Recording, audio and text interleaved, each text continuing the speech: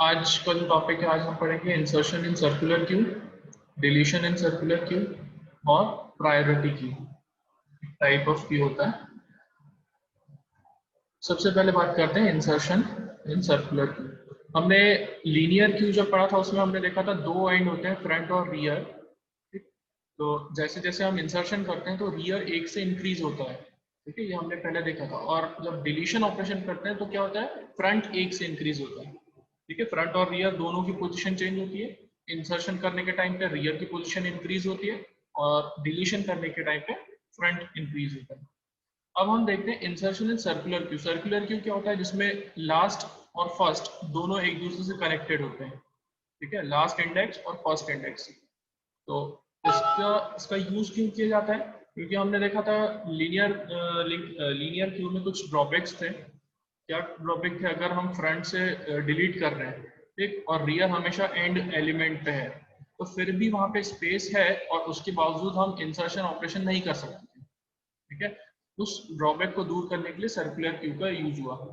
अब पहले हम इंसर्शन देखते हैं। सबसे पहले सपोज नया एलिमेंट आया 5, तो फ्रंट और रियर इनिशियली कहाँ होते हैं, हमेशा -1 पे होते हैं। जब क्यू एम्प्टी होता है तो फ्रंट और रियर -1 पोजीशन पे होते हैं। जैसे ही नया एलिमेंट आएगा तो फ्रंट और रियर दोनों कहाँ पे आ जाएंगे, 0th पोजीशन पे। ठीक है, इस तरह से तो दोनों फ्रंट और रियर इंक्रीज होके कहाँ आ गए, 0 पे। नेक्स्ट, अगर नेक्स्ट एलिमेंट आता है तो अब कौन इंक्रीज होगा, बस रियर इंक्रीज होगा, फ्रंट इंक्रीज नहीं होगा। तो रियर कहाँ पे आ जाएगा, 1 पोजीशन पे, 1 इंडेक्स पे। ठीक है, फ्रंट वही रहेगा। इसी तरह से नेक्स्ट एलिमेंट आएगा, फिर रियर के कहाँ आ जाएगा, इंक्रीज होगा रियर 1 से। फिर नेक्स्ट आइटम आया तो रियर फिर से इंक्रीज हुआ, और अल्टीमेटली जब लास्ट एलिमेंट इंसर्ट होगा तो रियर कहाँ आ जाएगा, लास्ट इंडेक्स पे, दैट इज 4। ठीक, तो इस तरह से ये इंसर्शन ऑपरेशन परफॉर्म होता है। ठीक है, इतना समझ में आ गया। अब इसके कुछ केसेस होते हैं। पहला, फर्स्ट केस। अब कौन कौन से सिनेरियो होंगे जिसमें हम इंसर्शन परफॉर्म करेंगे। जैसे अगर हमारे क्यू में सारे एलिमेंट्स फिल हो चुके हैं, मतलब सारी जो स्पेस थी पूरी ऑक्यूपाइड है, तो अब हम कैसे कैलकुलेट करेंगे कि रियल मतलब हमारा क्यू फुल है या कुछ स्पेस है उसमें। उसको कैलकुलेट करने के लिए फॉर्मूला होता है रियर +1 मॉड मैक्स साइज। अगर ये फ्रंट के बराबर है, ठीक है, इसकी वैल्यू फ्रंट के इक्वल है, इट मींस ये जो सर्कुलर क्यू है इट इज फुल। ठीक, जैसे अब अभी हम देखें पोजीशन, इसमें क्या दिखा रहा है, रियर कितना है, 4। रियर कहाँ पे है अभी, 4, 4 इंडेक्स है ये। ठीक, रियर की वैल्यू 4 + 1 कितना हो गया, 5। और मैक्स साइज मतलब साइज ऑफ क्यू, अभी कितना है इसका साइज, 5 है। 0 से अगर 4 कैलकुलेट करें तो टोटल साइज कितना हुआ क्यू का, 5। तो 5 मॉड 5, इसकी वैल्यू क्या आएगी, 0। मॉड्यूलस ऑपरेटर क्या देता है हमें, रिमाइंडर देता है। तो अगर 5 को 5 से डिवाइड किया तो रिमाइंडर क्या आएगा, 0। और फ्रंट की अभी पोजीशन क्या है, वो भी है 0। दैट इज अगर ये इस कंडीशन को सेटिस्फाई कर रहा है तो हम कह सकते हैं क्यू इज फुल। इतना समझ में आया, किसी को कुछ पूछना है इसमें। ये पहला केस।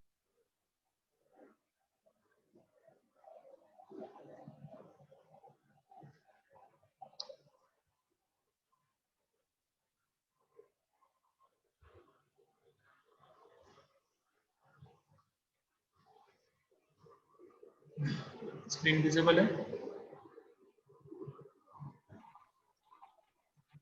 सर। तो मैं क्या बता रहा था यहाँ पे कि अगर कैसे पता करेंगे क्यू हमारा फुल है या कुछ स्पेस ऑक्यूपाइड मतलब फ्री है, इसके लिए हम ये फॉर्मूला से चेक करेंगे। तो फॉर्मूला समझ में आया, रियर की वैल्यू हमें चेक करनी है। रियर कहाँ पर है अभी, 4 इंडेक्स पे, तो 4 + 1 that is 5। Max size total Q का साइज कितना है, 5। 5 मॉड 5, इसकी वैल्यू कितनी आएगी, 5। रिमाइंडर क्या बचेगा, 0। और फ्रंट भी हमारा कहाँ पे है, 0 पे। इस कंडीशन के बेसिस पे हम बता सकते हैं कि क्यू फुल है या कोई स्पेस है उसमें। तो अगर हम यहाँ देख सकते हैं जैसा क्यू हमारा फुल है क्योंकि उसकी वैल्यू फ्रंट के बराबर आ रही है। In that case overflow occurs and therefore insertion can not be performed in the Q. अब यहाँ पे कोई स्पेस है ही तो हम परफॉर्म कर ही नहीं सकते। फर्स्ट केस समझ में आ गया इंसर्शन का। पहले आपको चेक करना पड़ेगा कि रियर की लोकेशन कहाँ पर है। नेक्स्ट सेकंड केस है if front equals to -1। Front कहाँ पर है? -1 पे। इसका ये मतलब हुआ कि हमारा जो सर्कुलर क्यू है दैट इज एम्प्टी। ठीक है, फ्रंट जब -1 पे होता है तो क्यू क्या होता है? एम्प्टी होता है। Is it clear? Then set the value of front and rear to 0। तो अब हम क्या करेंगे? फ्रंट और रियर को कहाँ ले आएंगे? 0 पे। तो फ्रंट और रियर दोनों कहाँ आ जाएंगे? 0th इंडेक्स पे। इसके बाद जो भी एलिमेंट इंसर्ट करना है वो हम इस इंडेक्स पे इंसर्ट करवाएंगे। ठीक है, इतना समझ में आया सभी को? दूसरा केस क्या है? जब फ्रंट -1 पे है। तो -1 पे इसका ये मतलब हुआ कि हमारा जो क्यू है वो एम्प्टी है। इसको हम डायरेक्टली फर्स्ट इंडेक्स पे स्टोर कर सकते हैं। तो फर्स्ट इंडेक्स क्या होगा? 0। फ्रंट और रियर को पहले 0 पे सेट करेंगे और वहां पे इंसर्ट कर देंगे। तो उसका एल्स पार्ट, अगर फ्रंट -1 पे नहीं है, अगर फ्रंट -1 पे नहीं है तो कहीं ना कहीं और कुछ एलिमेंट्स होंगे उसमें। जैसे ये डायग्राम देखो, सेकंड डायग्राम, फ्रंट -1 पे नहीं है, वो कहाँ पर है? 0 पे है। और रियर अभी कहाँ पर है? ये 1 इंडेक्स पे। ठीक, इस केस में अगर कोई नया एलिमेंट इंसर्ट होगा तो कहाँ पे होगा वो? रियर को हम 1 से इंक्रीज करेंगे, दैट इज रियर 2 पे आ जाएगा और उस इंडेक्स पे हम नया एलिमेंट को इंसर्ट कर देंगे। रियर पहले कहाँ पे आएगा? इंक्रीज होके 2 पे, और इस तरह से नया एलिमेंट इंसर्ट कर दिया हमने क्यू ऑफ 2 पे। इसमें कोई डाउट किसी को? सेकंड केस समझ में आया? जब फ्रंट -1 पे होगा तो हम दोनों रियर और फ्रंट को दोनों को 0 इंडेक्स पे ले आएंगे और वहां पे इंसर्ट कर देंगे। उसका एल्स पार्ट, अगर फ्रंट -1 पे नहीं है, अभी इस डायग्राम में हमने देखा फ्रंट कहाँ पे था? 0 इंडेक्स पे था और रियर था 1 इंडेक्स पे। इस केस में तो हमें बस रियर को 1 से इंक्रीज करना है और उस इंडेक्स पे फिर हम वैल्यू को इंसर्ट कर देंगे। Is it clear to all? कोई डाउट? किसी को कुछ पूछना है? ठीक, यहाँ तक सभी को क्लियर है। 2 केस हमने देख लिए। थर्ड केस, जब फ्रंट 0 पे नहीं है और रियर कहाँ पर है? मैक्स -1 पे। देखो इस तरह से डायग्राम में देखो, फ्रंट 0 पे नहीं है और फ्रंट कहाँ पर है? क्यू ऑफ 1 पे, मतलब फ्रंट की वैल्यू है 1। और रियर कहाँ पर है? क्यू ऑफ 4, मतलब रियर की वैल्यू है 4। Is it clear? इस केस में हम पहले तो चेक करेंगे कि हमारे क्यू में स्पेस है या नहीं है, क्योंकि फ्रंट अब कहाँ पर है? मैक्स -1, मतलब लास्ट इंडेक्स पे है। तो अब उसको ये चेक करना पड़ेगा कि उसके आगे वाला इंडेक्स जो होगा वो स्पेस है या नहीं है। तो उसको कैसे चेक करेंगे? फिर वही वाला formula, rear +1 mod max size. Rear कितना है? 4, 4 + 1, 4 + 1 मॉड मैक्स साइज कितना है? 5। तो इसके बाद रियर की वैल्यू क्या आ जाएगी? 0, क्योंकि 5 मॉड 5, फिर इसका वैल्यू क्या होता है? 0 होता है। इतना समझ में आया आपको? इसका ये मतलब वो, अब रियर को हम कहाँ पहुंचा देंगे? 0 पे। ठीक है, और उसमें वैल्यू को इंसर्ट कर देंगे। इतना समझ में आया आपको? किसी को कुछ पूछना है? सभी को 3 केसेस समझ में आ गए? इंसर्शन के 3 मेन। हाँ पूछो। मैक्स साइज 5 कहाँ से लिया? 5 ये हमें गिवन होगा।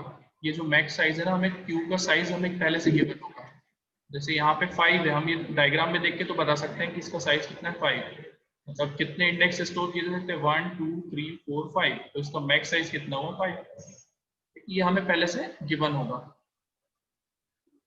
और यस कोई सर। डाउट? किसी को कुछ पूछना है? सर क्वेश्चन में कहाँ देख के रखा है 5? मतलब ये डायग्राम देख के बताना है कि 5 है ऐसा? नहीं, क्वेश्चन में भी गिवन होगा एन, मतलब मैक्स साइज दिया होगा क्वेश्चन में। या फिर अभी तो हम बस ये समझ रहे हैं कि क्यू में इंसर्शन किस तरीके से होता है, इसलिए मैंने ये बताया। मैक्स साइज की वैल्यू हमें पहले से पता होगी, क्योंकि जब हम क्यू का डिक्लेयर करेंगे, क्यू का साइज भी हम डिक्लेयर करेंगे स्टार्टिंग में, जब प्रोग्राम बनाएंगे तो हमें मैक्स साइज को डिफाइन करना पड़ेगा। ठीक है, ओके सर। और कुछ पूछना है किसी को? ठीक, अब इसके एल्गोरिथम और प्रोग्राम की बात करते हैं। तो ये है एल्गोरिथम और उसका फंक्शन। सबसे पहले एल्गोरिथम देखते हैं। पहली स्टेप में हम 3 केस यहाँ चेक कर रहे हैं। एक तो फर्स्ट कंडीशन ये चेक कर रहे हैं, सेकंड कंडीशन ये, और उसका एल्स पार्ट। पहली कंडीशन क्या चेक करनी है हमें? If rear +1 mod max equals to front. जो हमने फर्स्ट केस देखा था। अगर ये केस होता है तो हम क्या देख सकते हैं कि क्यू इज फुल, या फिर इस तरह से लिख सकते हैं ओवरफ्लो, और वहीं पे एग्जिट हो जाएंगे। कुछ लोगों का डाउट था कि सर यहाँ पे गो टू लिख के भी आप स्टेप लिखते हो तो वो स्टेप कैसे पता करेंगे। तो आप बस गो टू लिख दो और स्टेप नंबर को छोड़ दो, ब्लैंक छोड़ दो। एक्चुअल में ये स्टेप नंबर कौन से लिखते हैं हम, जो एग्जिट करने वाली स्टेप होगी। तो जितने स्टेप आप यहाँ लिखोगे तो वो स्टेप नंबर यहाँ पे एंटर कर देना, लास्ट वाली जो एग्जिट वाली स्टेप होगी। या तो फिर डायरेक्टली एग्जिट लिख सकते हो, दोनों वैलिड है, ठीक है। और यहाँ पे एंड ऑफ इफ हो गया, इट मीन्स ये यहीं पे खत्म हो जाएगा। अगर ऐसा कंडीशन सेटिस्फाई नहीं होता तो उसके एल्स पार्ट में आएंगे। एल्स पार्ट में हम फिर से एक कंडीशन लगाएंगे, चेक करेंगे if front and rear equals to -1। अगर दोनों -1 पे है इसका ये मतलब हुआ कि हमारा क्यू एम्प्टी है। उसके लिए फिर हम क्या करेंगे, फ्रंट और रियर कहाँ सेट कर देंगे, 0 पे। उनकी पोजीशन -1 से उठा के कहाँ ले आए, 0 पे, और उसमें हम इंसर्ट कर देंगे एलिमेंट। इंसर्ट करने के लिए यहाँ पे लिखा है set queue of rear equals to value. Value मतलब वो नंबर है जिसमें हमें इंसर्ट करना है, और उसको किस पोजीशन पे करेंगे, क्यू ऑफ रियर पे, क्योंकि हमेशा रियर से इंसर्शन होता है, तो हमें रियर पे वैल्यू को इंसर्ट करना है ना, क्यू ऑफ फ्रंट नहीं लिखना है।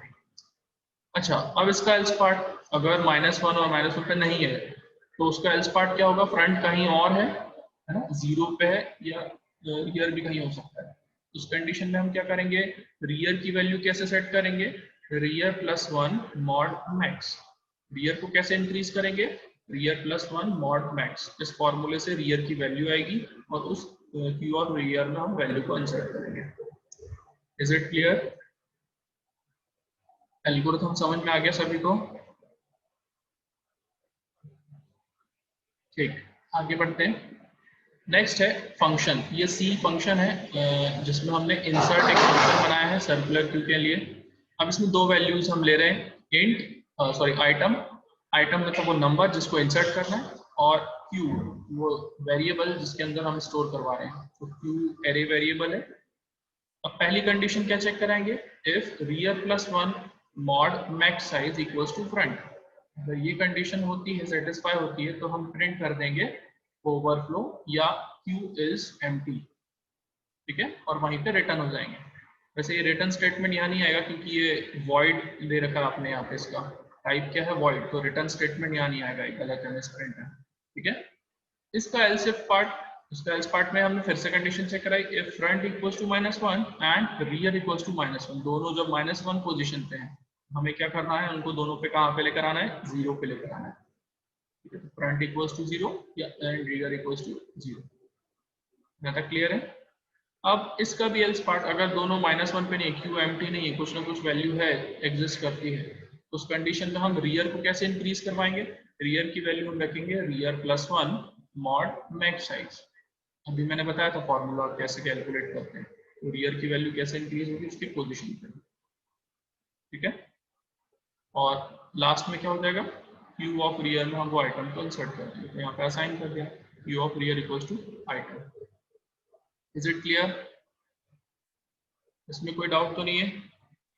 एक बार मैं यहाँ पे फिर से आ रहा हूँ, इंसर्शन, ये वाला डायग्राम, ठीक है। अब यहाँ देखो, मैंने क्या बताया था फॉर्मूला, रियर को कैसे इंक्रीज करना है, रियर +1, यहाँ पे डायरेक्टली हमने 1 से इंक्रीज कर दिया, या फिर आप यहाँ पे वो फॉर्मूला भी लगा सकते हो, रियर +1 मॉड मैक्स साइज। अभी सपोज रियर था 1 पे, ठीक। अब इसकी वैल्यू कैसे इंक्रीज होगी यहाँ चेक करना, तो यहाँ पे मैं 1 मिनट लिख के बता देता हूँ और क्लियर हो जाएगा। यहाँ देखो रियर कितना है, अभी हम रियर की वैल्यू निकाल रहे हैं, तो रियर कहाँ पे आएगा, कैसे आएगा वो दिखना है। रियर इक्वल्स टू, फॉर्मूला लगाना है, रियर +1 मॉड मैक्स साइज, ठीक। अब ये यहाँ से हम देख के कौन कौन सी वैल्यू सब्स्टिट्यूट करेंगे, रियर की वैल्यू निकालना है, तो रियर इक्वल्स टू आ जाएगा, रियर की अभी वैल्यू क्या है, कहाँ पर है, रियर 1 पे है, यहाँ देखो रियर कहाँ पर है, 1 पे, यहाँ लिखेंगे 1 +1, फिर मॉड मैक्स साइज कितना है 5, ठीक है ना। मैक्स साइज टोटल साइज कितना है इसका 5। अब रियर की वैल्यू कैसे निकलेगी, रियर इक्वल्स टू ये कितना आ जाएगा 2 मॉड 5। ठीक, कितना आया 2 मॉड 5। तो अब हमेशा इस चीज का ध्यान रखना, जब मॉड्यूलस हम निकालते हैं और लेफ्ट हैंड साइड में हमें स्मॉलर नंबर मिलेगा और राइट हैंड साइड में अगर ग्रेटर नंबर मिल रहा है तो डायरेक्टली हम इसकी वैल्यू क्या रख देंगे 2 रख देंगे। इसका आंसर ही हमेशा ध्यान रखना, जो लेसर नंबर होगा ना वो आएगा। किस कंडीशन में, जब लेफ्ट हैंड साइड की वैल्यू लेस है और राइट हैंड साइड की वैल्यू ग्रेटर है। इस कंडीशन में इसकी वैल्यू क्या हो जाएगी, डायरेक्ट हमें लिखना है 2।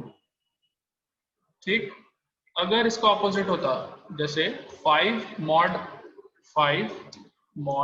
2 होता, तो हम डायरेक्टली बता सकते हैं 2 को अगर 5 से डिवाइड करेंगे तो कितना इसका रिमाइंडर आएगा, ये जाएगा 2 2 4 और बचेगा 1, तो उसका वैल्यू आएगा 1। यहाँ पे तो हम चेक कर सकते हैं, लेकिन जब लेफ्ट हैंड साइड में स्मॉल नंबर होगा और राइट हैंड साइड में ग्रेटर नंबर है तो तुम डायरेक्टली जो स्मॉलर नंबर है उसको लिख देना है। इज इट क्लियर, समझ में आया। अगर यहाँ पे 1 मॉड 5 होता तो इसका आंसर क्या आता, बताओ कोई भी अनम्यूट करके। 1 मॉड 5 1 1, क्योंकि left hand side smaller number क्या है 1। ठीक, अगर 4 होता 4 मॉड 5 तो इसका आंसर आता 4। ठीक, ये कंडीशन कब लगाई जाती है, जब लेफ्ट हैंड साइड का नंबर छोटा होगा और राइट हैंड साइड का बड़ा। ठीक, अभी तो यहाँ पे 2 मॉड 5 है तो इसकी वैल्यू आएगी, रियर की वैल्यू 2। इसका मतलब रियर को हम कहाँ और इंक्रीज करेंगे 2 पे ले आएंगे। ठीक, इसी तरह से अगर ये इसकी रियर की वैल्यू 2 होती है तो 2 + 1 दैट इज बन जाता 3। तो अगर ये इसको मैं आगे बढ़ा के बताता हूँ, जैसे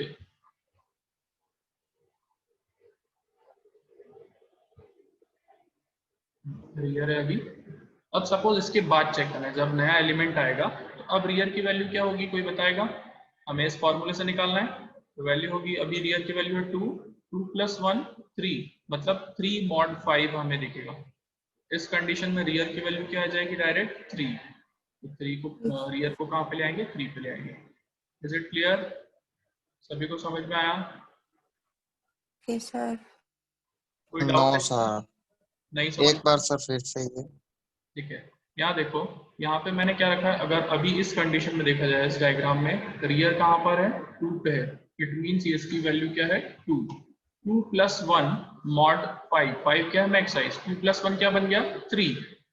ठीक है, 2 + 1 गया 3, 3 मॉड 5। जब कभी इस टाइप की सिचुएशन आती है जब मॉड्यूलस हम निकालना है हमें और लेफ्ट हैंड साइड का नंबर स्मॉलर है राइट हैंड साइड से, इस कंडीशन में हम डायरेक्टली वही नंबर लिखेंगे जो स्मॉलर नंबर है। कोई भी आप किसी भी तरीके से आप चेक कर लो, इसका मॉड्यूलस यही आएगा। सपोज ये तो मैंने 5 के लिए 3 मॉड 5 बोला, अगर मैं 2 मॉड 3 लिखता तो फिर से लेफ्ट हैंड साइड का नंबर क्या है स्मॉलर है और राइट हैंड साइड का नंबर ग्रेटर है, तो इस कंडीशन में इसका मॉड का रिजल्ट क्या आएगा 2, जो स्मॉलर नंबर। ठीक है, किसी के भी साथ देख लो, 5 मॉड 7 हो, अगर 5 मॉड 7 तो लेफ्ट हैंड साइड का नंबर स्मॉलर है तो डायरेक्टली आप वैल्यू क्या लिखोगे इसकी 5। बस ये हमेशा ध्यान रखना, लेफ्ट हैंड साइड का छोटा होगा तभी ये तो फुलफिल होगा, ये वैलिड होगा।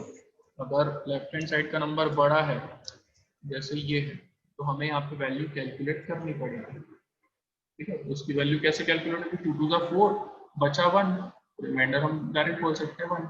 अगर ये 3 हो, 1 मिनट फिर से कनेक्शन, बस पता नहीं क्या हो रहा है काम।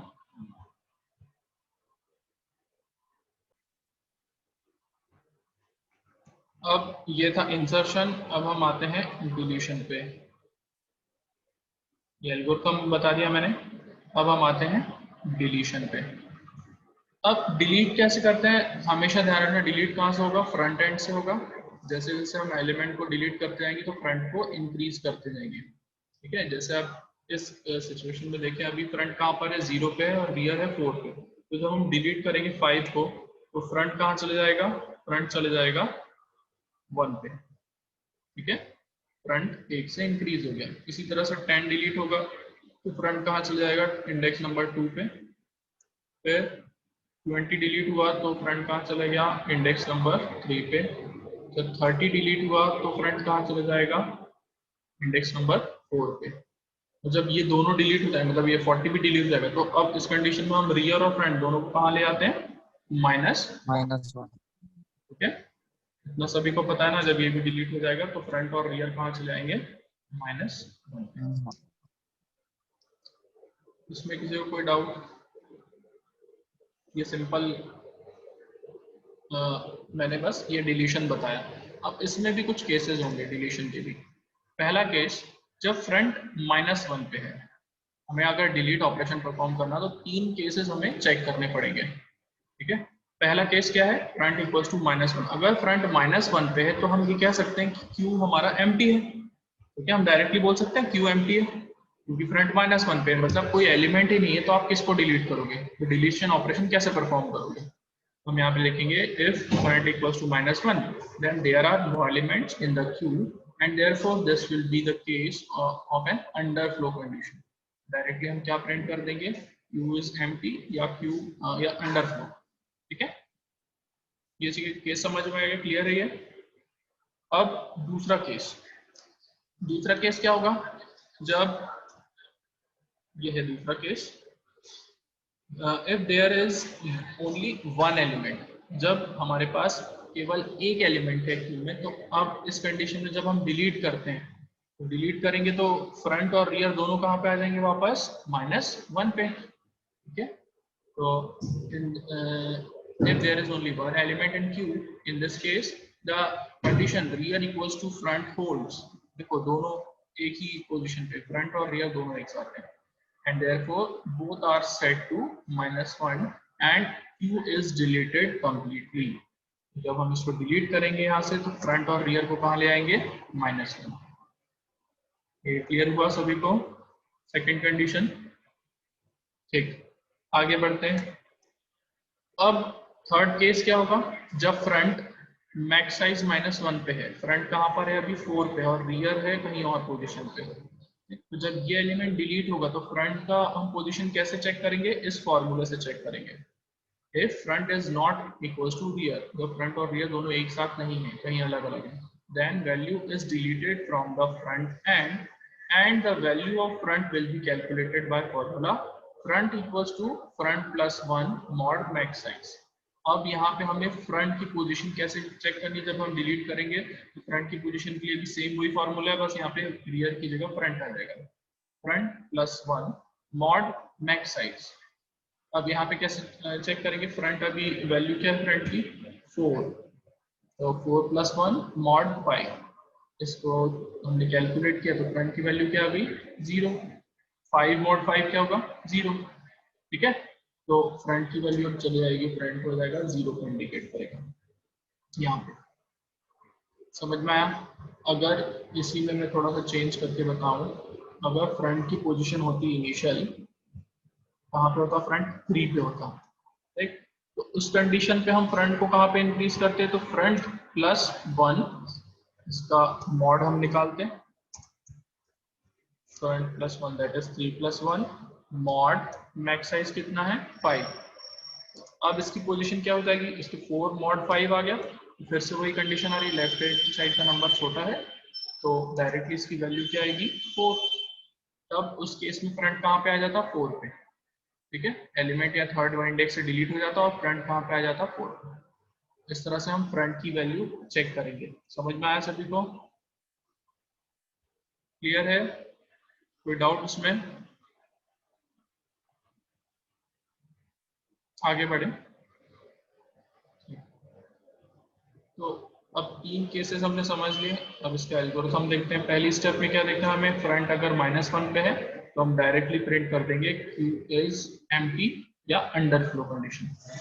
इसका एल्स पार्ट, इसके एल्स पार्ट में सबसे पहले हमें क्या करना है? एक टेम्परेरी वेरिएबल में वो वैल्यू को इंसर्ट करना है जिसको हम डिलीट कर रहे हैं। तो Q ऑफ फ्रंट में जो भी वैल्यू होगी उसको हम कहाँ पे इंसर्ट कर देंगे? कोई वेरिएबल में ले लिया, वेल नाम का वेरिएबल है, उसमें असाइन कर देंगे। क्यों? क्योंकि अगर हो सकता है हमें आगे फ्यूचर में वो डिस्प्ले भी करना पड़े कि कौन से नंबर को हमने डिलीट किया है, तो डिस्प्ले करने के लिए कहाँ से लाएंगे वो नंबर? हम इस वेरिएबल से लेकर आएंगे। Is it clear? फिर कंडीशन चेक करेंगे if front equals to rear, front और रियर अगर दोनों एक ही पोजीशन पे हैं, मतलब वहां पे एक ही एलिमेंट है डिलीट करने के लिए। ठीक है, तो उस कंडीशन में दोनों को हम कहाँ ले आएंगे, -1 पे ले आएंगे, फ्रंट और रियर दोनों को -1 पे ले आएंगे। अगर ऐसी कंडीशन सेटिस्फाई नहीं होती है तो उसके बाद हम फ्रंट की पोजीशन कैसे चेक करेंगे, फॉर्मूले से, front equals to front plus 1 mod max size. अभी मैंने बताया आपको एक्सप्लेन करके किस तरह से हम कैलकुलेट करेंगे, ठीक है, इसमें कोई डाउट तो नहीं है। फिर नेक्स्ट स्टेप में हम क्या करेंगे, एग्जिट में जाएंगे डायरेक्टली बाहर, या अगर आप चाहें तो प्रिंट करना चाहते हैं तो इस 4th स्टेप में लिख दोगे प्रिंट एफ, या डायरेक्ट लिखेंगे right the deleted element is, जो भी एलिमेंट डिलीट किया उसको आप वेल से आप डिस्प्ले करवा सकते हैं, और उसके बाद एग्जिट हो जाना। इतना समझ में आया? एल्गोरिथम पे कोई डाउट, किसी को कुछ पूछना है? नहीं तो इसका फंक्शन देख लेते हैं। सबसे पहले void delete एक फंक्शन है, इसके अंदर हमें क्या करना है, पहली कंडीशन चेक करेंगे, front equals to -1 and rear equals to -1। जब दोनों -1 पे हैं हम डायरेक्टली printf में लिख देंगे अंडर फ्लो या q इज एम्प्टी, ठीक है।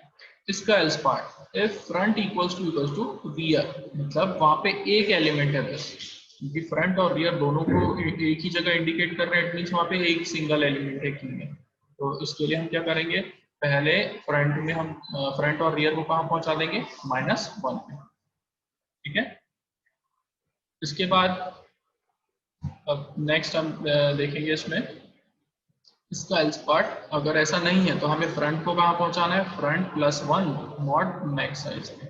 इसकी पोजीशन हमने इस तरह से कैलकुलेट करनी है। फिर उसके बाद हम बाहर आ जाएंगे और ये हमारा डिलीट ऑपरेशन परफॉर्म हो जाएगा, ठीक है।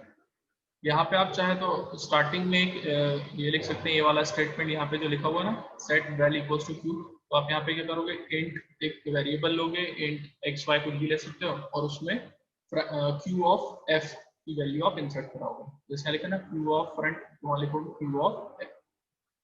समझ में आ गया सभी को? विदाउट उसमें चलो लास्ट टॉपिक है यूनिट का, प्रायोरिटी क्यू। तो प्रायोरिटी क्यू होती क्या है, जैसे प्रायोरिटी हमने पढ़ी थी ना, प्रेसिडेंस पढ़ा था, ऑपरेटर का प्रेसिडेंस, वैसे उसी को बोला जाता है प्रायोरिटी।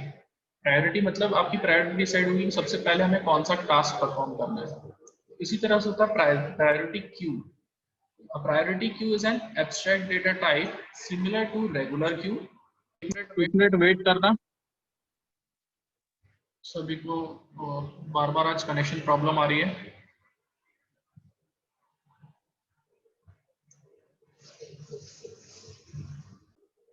तो ये है priority queue. A priority queue is an abstract data type similar to regular queue or stack data structure in which each element additionally has a priority associated with it. मतलब हर इसमें आपकी प्रायोरिटी असाइन होगी, जितने भी elements होंगे ना उसमें priority given होगी। In a priority queue an element as high priority is served before an element with low priority. जिसकी प्रायोरिटी हाईएस्ट होगी उसको सबसे पहले सर्व किया जाएगा, ठीक है, उसकी सर्विसेज को परफॉर्म किया जाएगा।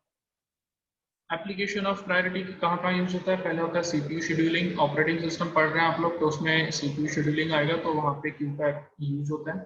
फिर graph algorithms like Dijkstra, shortest path algorithm, friends minimum spanning tree, वहाँ पे भी इसका यूज होता है क्यू का।